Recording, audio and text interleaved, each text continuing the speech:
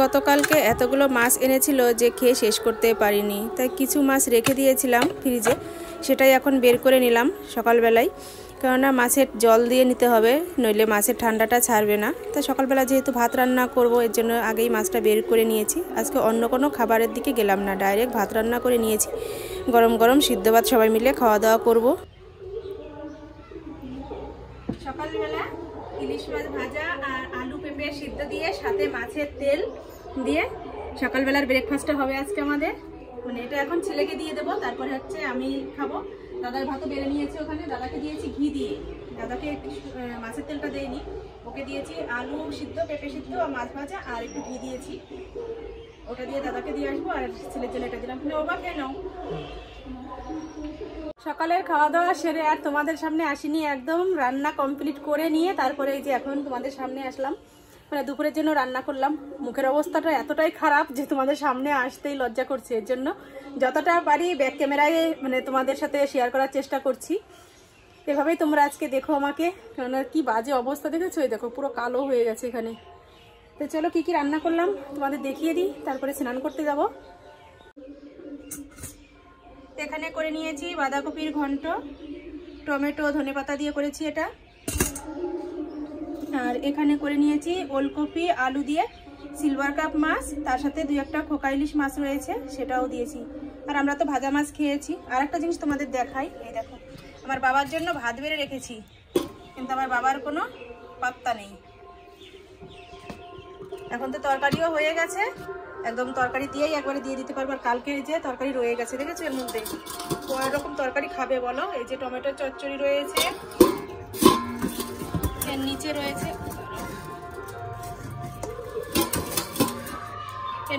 এই যে ফুলকপির তরকারি। এত কিছু খাওয়া যাবে বলো? তরকারিগুলো যেটুকু খাবে খাবে, তারপরে ফেলানো যাবে। আর এখানে যে দুধ জাল দিয়ে নিয়েছি, এখান থেকে একটু দুধ ছেলেকে দিলাম, ও খেয়ে নিল। আর এটুকু রেখেছি বাবার জন্য। আর এখানে রয়েছে যে গরম ভাত। তো চলো এখন এগুলো তো এরকম ঢাকা রয়েছে, থাক। 2-1টা বাসন রয়েছে যে এখানে, এগুলো ধোবো, ধুয়ে তারপর স্নান করে আসি। চায় চলে এসেছে, চায় ওঠো। দেখো ছেলে শুয়ে রয়েছে, ওঠ। এই যে চা করলাম ওর জন্য আর আমার জন্য। ধরো প্লেটটা ধরো, আমি নিচ্ছি। টুপিতে তো চোখ ঢেকে গেছে একদম। চোখ কোথায়? চোখই দেখা যাচ্ছে না। চলো চা খাবো, খেয়ে ঠেয়ে তারপরে আমি একটু যাব মাঠে। আমাদের এখানে যে সম্মিলন হচ্ছে, ফাঁকি মেরে চলতে হচ্ছে তোমাদের সামনে। তোমাদের তো বললামই যে গালের এই কালো দাগটার জন্য আমি তোমাদের সামনে আসতে চাইছি না। তবুও না আসলে তো আমি যদি ব্যাক ক্যামেরায় তোমাদের সাথে কথা বলি, তোমাদের ভালো লাগবে না শুনতে, মনে হবে যেন কে কথা বলছে, তার মুখটাই তো দেখতে পাচ্ছি না। তাই যে তবুও আবার আসলাম। আর এই যে চা খাবো এখন, এখান থেকে দুধ চা করলাম একটু, আর যাবো মাঠে সেটাও বললাম।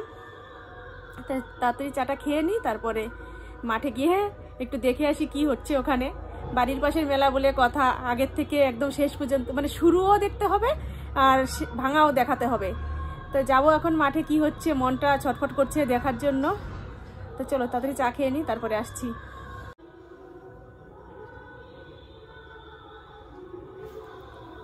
ছোট কাপ নিয়েছি, রুটিটা ঠিকমতো ভিজছে না। বাবা কি কড়া মিষ্টি হয়েছে চায়ে, তাই না? একটু বেশি বেশি হয়ে গেছে মিষ্টি।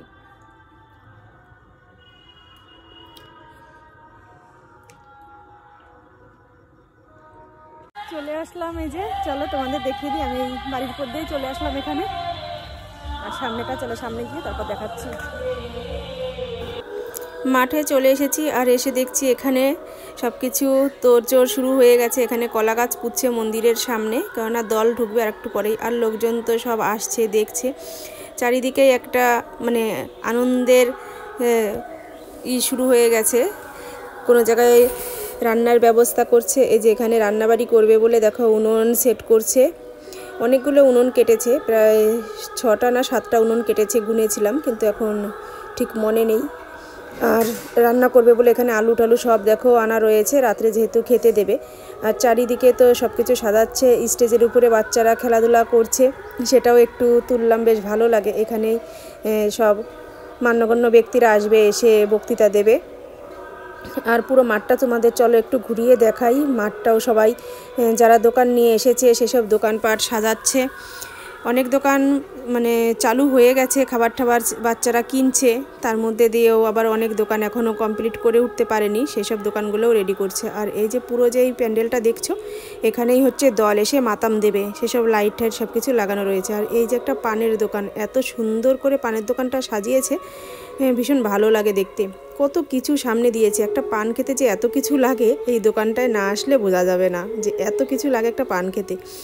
আর এখানে সব দোকানপাট রয়েছে দেখেছো। আর আজকের দিনটা না একটু কুয়াশায় ঘেরা, দেখো পেছনের ফাঁকা জায়গাগুলো পুরো ঘোলা ঘোলা লাগছে কুয়াশায়। আর এখানে যে এটা কিসের দোকান ঠিক মনে হয় মোমোর দোকান এটা, আর ওই সাইডে হচ্ছে বাদামের দোকান দিয়েছে। মাঠের মধ্যে ঘুরে ঘুরে সবাই দেখছে, অনেক দোকান ঢাকাও রয়েছে, যে দোকানগুলো আজকে পাতলে অসুবিধা হয়ে যাবে সেসব দোকানগুলো ঢাকা রয়েছে, কালকে এসে পাতবে। এখানে দেখো এগ রোলের দোকানও পরিষ্কার পরিচ্ছন্ন করছে, রাত্রে হয়তো থাকবে ওরা এখানে, এর জন্য এগুলো পরিষ্কার করছে।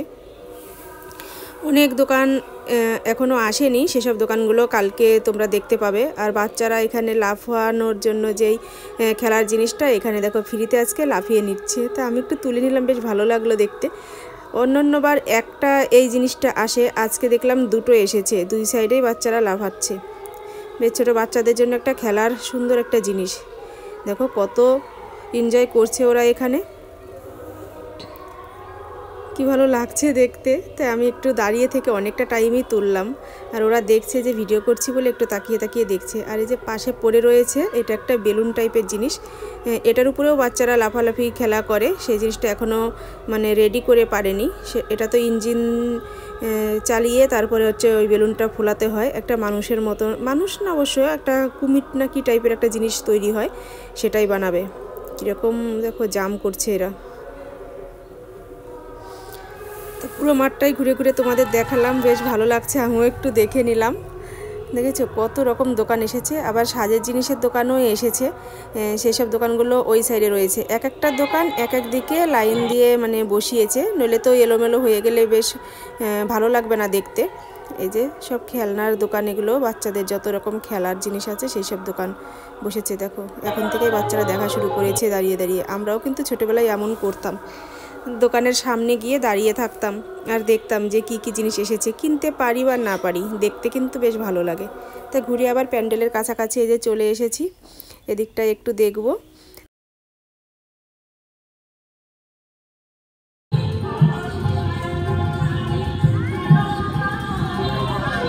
মেলা দেখতে আসলি? মেলা দেখতে? আরে হ্যাঁ, আমি ফুল রয়েছে মেলা বলে, দেখো আমার মতো সবাই আসছে দেখতে। একটু ভেতরের দিকে আসলাম, এখানে সাজাচ্ছে এখন।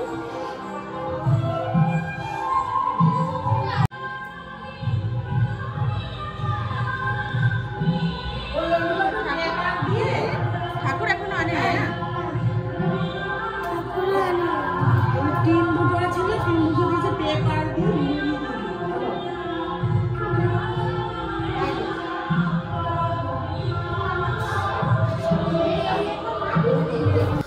মন্দিরের ভেতরে ঢুকে দেখছি ভীষণ ভালো লাগলো। এখানে তো ঠাকুর বসাবে, দুটো আসন পেতেছে, আর ঠাকুরের সামনে এই যে আলপনা দিয়ে নিচ্ছে এই পিসিটা, এনাকে আমরা পিসি বলে ডাকি, আমাদের বাড়ির পাশে এনার বাড়ি, খড়িমাটি দিয়ে সুন্দর করে আলপনা দিচ্ছে। তো আমি একটু আবার মানে দাঁড়িয়ে দাঁড়িয়ে দেখলাম।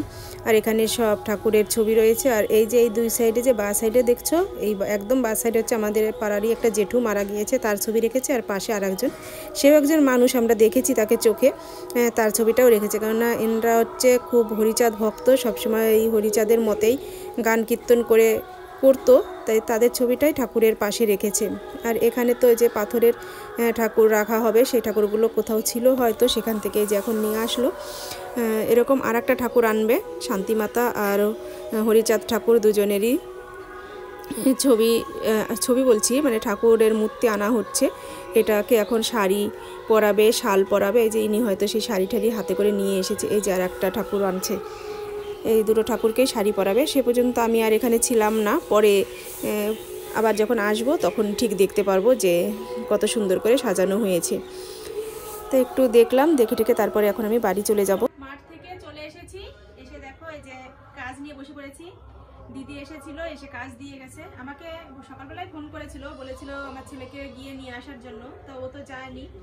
তো দিদি বিকালবেলা এসে, বিকালে বলতে কি এই সন্ধ্যার সময় এসে দিয়ে গেল। তো এই যে পকেটগুলো এখন সেটে উল্টিয়ে নিচ্ছি। আর এখানে এই দেখো আর এক রকম পকেট রয়েছে, এগুলো কাটতে হবে না, এগুলো শুধু সেলাই করে দিলে হবে, চাপ সেলাই করে দিতে হবে। আর এই যে এই কাজগুলো করবো, তো এগুলো তো আজকে কমপ্লিট হবে না, শুধু এই পকেটগুলো নিয়ে বসবো এখন মেশিনে। আর রাতে একটু ভাত করব বাবার জন্য, দাদার জন্য, আর আমি আর আমার ছেলে দুজনে যাব ওই সম্মেলনের মাঠেই। ওখানে দল উঠবে আর খাওয়া দাওয়ার ব্যবস্থা রয়েছে, তাই দলও দেখে আসবো আর খেয়েও আসবো ওখান থেকে। এই জন্য আমাদের জন্য রান্নাটা করবো না। তো তোমরা আর একবার দেখতে পাবে মাঠের রাত্রের দৃশ্য। সে সময় তো তোমাদের বিকালের পরিবেশটা দেখিয়েছি, বিকালের লোকজন, বিকালের দোকানপাট। আর রাত্রে কি হবে সেটাও তোমাদের দেখাবো, দেখতে থাকো শেষ পর্যন্ত। এখন এগুলো একটু উল্টিয়ে একটু কাজটা এগিয়ে নিই, আর তোমাদের কিছু দেখাচ্ছি না, একদম মেলার মাঠে গিয়ে আবার রাত্রে দেখা হবে, কথা হবে। এই যে আবার চলে আসলাম মাঠে, তো চলো ওখানে যাই, গিয়ে দেখাই। দল চলে এসেছে, মাতাম এতক্ষণ হলো, এখন শেষ হয়ে গেল হয়তো মাতামটা, দেখছি গিয়ে। বিরোধ করছি, আমি কিন্তু সত্য প্রকাশের কাজ করি। অনেক গুরুত্বপূর্ণ তথ্য আছে যেগুলো আমাদের অগোচরে রয়ে গেছে, যেটা আমাদের বিষয়টাকে মাথায় রেখে আমি এই যে বিষয়টা আছে, এই যে অধ্যায়টা, এবার লাইন ধরে ধরে এগোচ্ছিলাম। এবার লাইন ধরে ধরে এগুলো আমার সবাই অনুভব করছে। অস্ত্র ছিল না, অস্ত্র ছিল মানুষকে ভালোবাসো, মানুষের পাশে থাকো, মানুষের মঙ্গল কামনা করার জন্য মানুষকে ডাকো, মানুষের সহযোগিতা করো, দশ দিক থেকে মানুষকে তোমার পাশে দাঁড়াও। ওই দেখো আত্মশুদ্ধ না হলে কারে যায় না পাওয়া। আমি বলছি কিন্তু আত্মশুদ্ধ, কিন্তু লঙ্কিতে লেখা আছে আত্মশুদ্ধ প্রথম সংস্করণে প্রথম দিকে, কিন্তু পরবর্তীকালে বিকৃত হয়ে এসে আত্মশুদ্ধ না হলে কারে যায় না পাওয়া।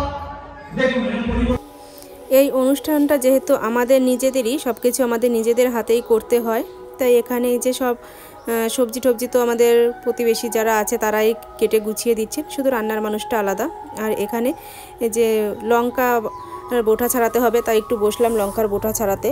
এখানকার কাজ করতে তো বেশ ভালো লাগে, কিন্তু সময় সেরকম পাই না বলে জন্য সেভাবে থাকতে পারছি না, একবার আসছি একবার বাড়ি চলে যাচ্ছি। তো ভাবলাম একটু লঙ্কার বোটা ছাড়িয়ে দিই, সবাই ছাড়াচ্ছে। এখানে আমার একটা বৌদি রয়েছে, আবার আমার নিজের কাকিমা এসে বসলো, সেও বোটা ছাড়াচ্ছে লঙ্কার, তো আমিও একটু ছাড়িয়ে দিলাম। বেশ ভালো লাগে এইসব কাজ করতে, তাই না?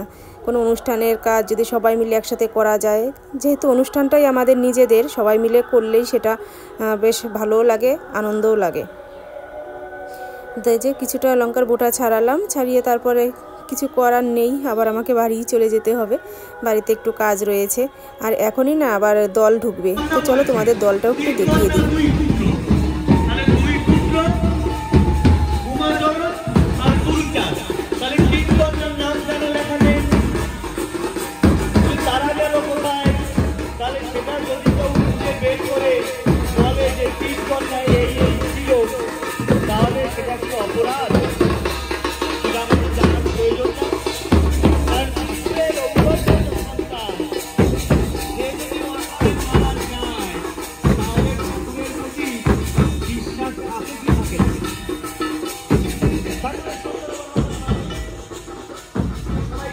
পিঙ্কন্যার নামটা কেন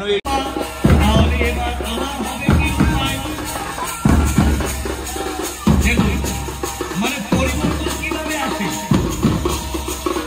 তারপর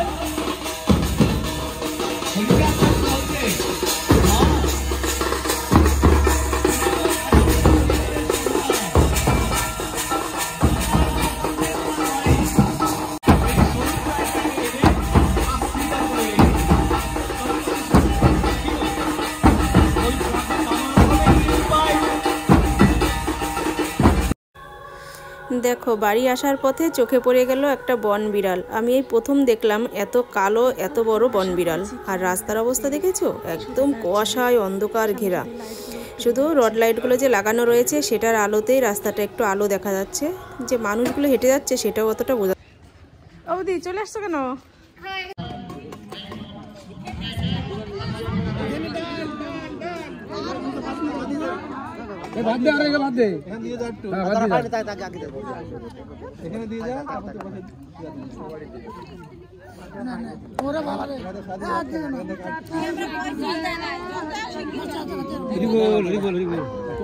তুমি করবে না হ্যাঁ বসবো দাঁড়া একটু দিয়ে নেই মানুষদের